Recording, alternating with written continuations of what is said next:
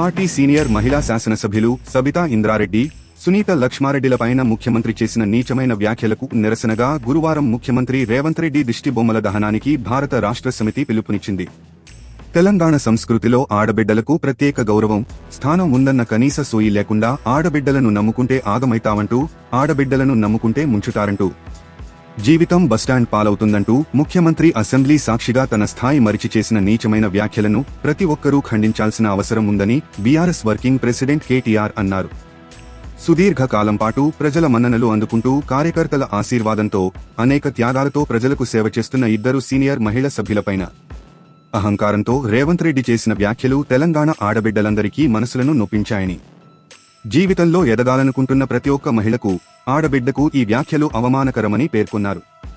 అధికారం, అహంకారంతో రేవంత్ రెడ్డి మాట్లాడిన వ్యాఖ్యలను తెలంగాణ సమాజమంతా ముక్తకంఠంతో ఖండించాల్సిన అవసరం ఉన్నదని వ్యాఖ్యానించారు. రేవంత్ రెడ్డి మహిళలపై చేసిన ఈ వ్యాఖ్యలకు నిరసనగా గురువారం ఆయన దిష్టిబొమ్మల దహనానికి పిలుపునిచ్చారు. రేవంత్ రెడ్డి వెంటనే తన వ్యాఖ్యలను ఉపసంహరించుకుని అసెంబ్లీ సాక్షిగా తెలంగాణ ఆడబిడ్డలకు బేషరతుగా క్షమాపణ చెప్పాలని కేటీఆర్ డిమాండ్ చేశారు. తాజా సమాచారం కోసం లైక్ చేయండి, సబ్స్క్రైబ్ చేయండి, నోటిఫికేషన్ల కోసం గంట సింబల్ ఆన్ చేసి పెట్టండి.